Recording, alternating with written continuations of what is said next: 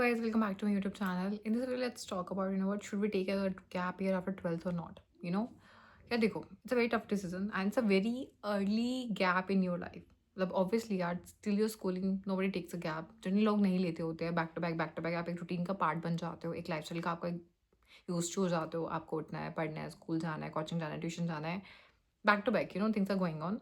और अचानक से बट आफ्टर गैप ईयर और मल्टीपल रीजन हो सकते हैं गवर्नमेंट जॉब के लिए, बाहर जाने के लिए, जो बच्चे बाहर जाते होते हैं नीट के लिए या फिर बीटेक इंजीनियरिंग के लिए होते हैं. एंड आई वुड से बहुत कैलकुलेटेड डिसीजन होने चाहिए. They should not be the rash one, they should not be because of brain wash कि आप वट इस time obviously lot of coaching centres are out there. यार ये लोग बस अपने चक्कर में, अपने फ़ायदे के लिए एक सपना बेचते हैं आपको. इतने लोग बाहर बैठे ना एक सपना दिखा रहे हैं आपको, एक सपना बेच रहे हैं वो आपको, एक आपको ब्रेन वॉश कर रहे हैं बचपन से वर्ड कि ये कर लो लाइफ सेट हो जाएगा, ये कर लो लाइफ सेट हो जाएगी, वो करो लाइफ सेट हो जाएगी, इसके बाद ये, इसके बाद ये, इसके बाद ये, इसके बाद ये. दे आर टाइम्स बच्चा कैपेबल होता है वो चीज़ को अचीव करने के लिए, वेल एंड गुड, मार लो एफर्ट्स. दे आर टाइम बच्चा कैपेबल भी नहीं होता या फिर उनका इंटरेस्ट भी नहीं होता उस चीज़ों में. They might be passionate about something else in their life, they might be good at something else in their life, लेकिन वो सपना बेचा जा चुका है उनको. मेरे पेरेंट्स को भी बेचा गया था. व्हेन आई वाज 10th और काश वाले उठते हुए पता नहीं मेरे घर पे आ गए थे क्योंकि आई गॉट 10 CGPA, करा लो. मुझे उन्होंने इंट्रोड्यूस कराया था. और they something called IIT, they something called NIT, हाँ ये होता है, वहाँ ये होता है, ये होता है, ये होता है, हम इतनी स्कॉलरशिप्स आपको दे देंगे. They put me into this part, they put me part. और मैं लिटरली बता रही हूँ, अपने दोस्तों के पीछे ना कॉमर्स बनाना चाहते थे. कॉमर्स और मैं सब, अगर मेरे 97% आए, देखो मेरे आए थे, I got 97.6 in my 12th. And वहीं मैं सोचती हूँ यार कि मतलब वहीं कॉमर्स ले रखी होती मस्त, जैसे हंसराज मिला था DU में, SRCC मिल जाता, या चलो कुछ तो मिल जाता, हंसराज ही मिल जाता. भाई मैंने ना प्लेसमेंट सेल्स ज्वाइन करके, आप प्लेसमेंट्स आपको आप वहाँ पे एक ना हंसराज में they had, I think it happens in every DU college. They have a common hall, वहाँ बिठाया जाता है, वहाँ सब पिच करते हैं, जितनी कंपनीज आती है अपने, वो पिच करती है, प्रेजेंटेशंस करती है, and tell the packages and all. मुझे आज भी याद है, आज से 10 साल पहले I was a part of that pitch, Deloitte आई थी वहाँ पे, and they were paying 14 lakh. आज से 10 साल पहले. मतलब ये तो एवरेज पैकेज आज के टाइम पे भी नहीं है for the BCom people, for the graduated people. जिनसे बी मतलब आपने से BCom, आई थिंक यही होता है, BBA BCom यही होता है. आई थिंक कॉमर्स वालों के लिए तो कोर्सेज जो होते होते हैं. सोचो यार, मतलब लाइफ सेट वहीं हो जाती है. वहीं हम बेचारे बैठे हैं BCA करके, वहाँ पे BSc करके बैठे हैं, कुछ नहीं हो रहा, मास्टर्स करनी है. तो आई वुड से इस टाइम पे somebody whosoever wants to take a gap, you should be very very affirmative about this thing. what मुझे ये करना है, मुझे ये चाहिए, और मुझे यही मेरा ड्रीम है, यही मेरा विजन है. बस किसी ने बोल दिया, आप लोगों ने प्रेशर डाल दिया, खासकर माँ बाप का प्रेशर, दुनिया जहाँ का प्रेशर है, उसके चक्कर में आप गोइंग टू मेक दिन अपनी लाइफ हेल्प कर लोगे. क्योंकि वो एक साल आसान नहीं होता. Nobody gets you ready for that thing. वो सिर्फ पढ़ना नहीं होता यार, उसमें आप दुनिया से कट जाते हो, सोशल लाइफ से कट जाते हो, आपके साथ वाले लोग वट, क्योंकि आप बीन थ्रू दैट प्रेशर, अपनी लाइफ में आगे बढ़ रहे हैं.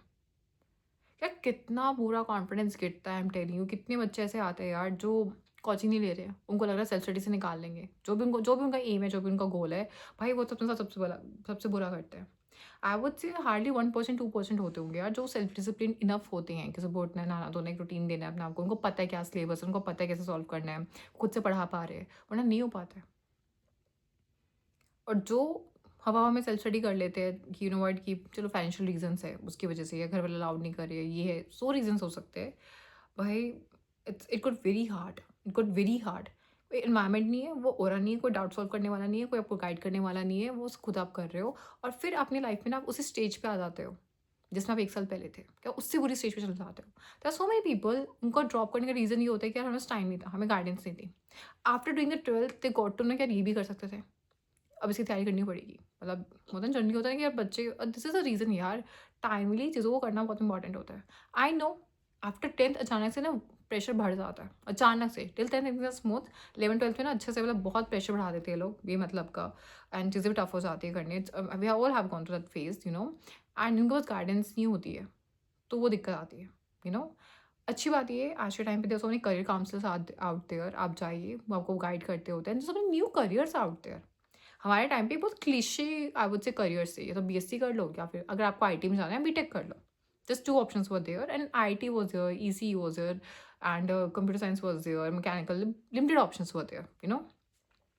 पर जिनको पता था वो उनको पता भी था, जिनको पता था लाइक होता है ना कि शायद आप एयर होस्टेस बन सकते हो, आप बाहर जा सकते हो कुछ करने, आप टीचिंग में जा सकते हो करने, जो भी जिनको पता था they were trying to explore new things. तो काफ़ी चीज़ें नहीं आ गई है. तो very first thing, if you going for drop year, तो इट्स वेरी इंपॉर्टेंट, या तो आप किसी आप किसी ऐसे एनवायरनमेंट का पार्ट बने, ऐसे कोचिंग का पार्ट बने, किसी चीज़ का पार्ट बने जहाँ पे एक डिसिप्लिन रहे एक साल तक। आपको लोनली फील ना हो, चाहे घर का माहौल जैसा भी हो, आप कहीं जाके पढ़ सके, आपको एक लाइब्रेरी मिल जाए, आपको कंपेनियनशिप मिल जाए, तो यार मेंटली उतना टोल नहीं पड़ता। वो आपको संग साथ मिल जाता है, वो संग साथ मिलना इज़ वेरी इंपॉर्टेंट उस टाइम पे। सेकेंडली, अच्छा ठीक है आपने कोचिंग ले ली है, बट फिर वहाँ पे चीज़ें हो नहीं पा रही है, हो नहीं पा रही है। तो फिर वहाँ पे वो बच्चे आते हैं कि आप सेकंड ईयर भी ड्रॉप करें क्या? नो। क्योंकि उन बच्चों के दिमाग में इतना ज़्यादा वो फीड हो चुका होता है, खासकर मेरा इंटरेक्शन ना आईटी एंड आईटी वाले क्राउड से बहुत होता है। आईटी में जाना है, आईटी में जाना है। Like there was a lady जो मुझे कॉल करती है, उसके बेटे ने उधम मचा रखा था उसके साथ कि आपने मेरी ज़िंदगी बर्बाद करा दी, आपने मुझे ये बीटेक नहीं करवाई, आपने मुझे बीएससी करवा दी, अब मुझे 3 साल और लगाना पड़ेगा मास्टर्स पे। And the parents were like, you know what यार, मुझे तरस आ रहा था। लाइक मैं बच्चे का पॉइंट ऑफ व्यू समझ रही थी, बट मुझे उन पे भी तरस आ रहा था। और मुझे ना ऐसा फील हुआ कि यार कितने ब्रेन वॉश्ड हो यार, कितने ब्रेन वॉश्ड हो। यूट्यूब देख देख के, चीज़ें देख देख के, कि आपको लगता है सिर्फ आईआईटी एंड आईटी सब कुछ है, आपको लगता है इसके बाद ही लाइफ सेट है, आपको लगता है कि नो वो टैप बीटेक करने से सब कुछ होता है। Like so many things are there, so many things are there जिस पे आप ब्रेन वॉश हो सकते हो। भाई इस टाइम बच्चा इज़ लाइक वेरी कच्ची मिट्टी, जो उस एज होती है ना 18 से 20 वाली, तब बच्चा इज़ लाइक वेरी कच्ची मिट्टी। यहाँ ये full of potential, you full of energy, आप सब कुछ करने लाइक मैं जितनी जज्बाती हूँ, जितनी मैं आई वुड से कॉम्पिटिटिव, मैं जितनी ज़्यादा उस टाइम पे थी ना यार, जितनी ज़्यादा पैशनेट उस टाइम पे थी, मैं अपनी लेट 20s में ऑब्वियसली नहीं हूँ। तो यार फिर वहाँ मुझे वहाँ ऐसा फील होता है कि यार नहीं, ये ट्रैप में फंस चुके हैं एंड हम भी गुजरे हैं उन चीज़ों से, और obviously it's a very bad trap and somebody has to talk about this thing.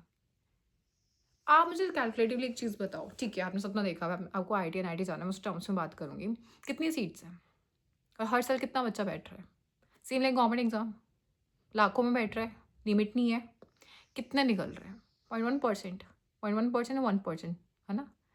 और जो बाकी नहीं निकल पा रहे, उनके बारे में कोई बात क्यों नहीं कर रहा है? मैंने टॉप टायर कंपनीज में मैंने काम किया हुआ है, ना मेरा मैनेजर कभी आईटी एंड आईटीएन था, ना मेरा टीममेट कोई आईटी एंड आईटीएन था, ना मेरा टीममेट कोई आईटी एंड आईटीएन था। और जो टैग्स होते हैं ना कंपनी के बाहर पड़े होते हैं, एट द एंड हम सबको जॉब भी तो करनी है, एट द एंड हम सबको काम ही तो करने हैं ना यार।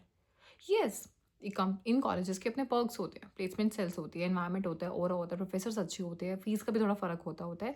लेकिन इनके बिहार की भी एक दुनिया है, थोड़ी सी स्ट्रगल बढ़ सकती है, लेकिन वो बुरी नहीं है।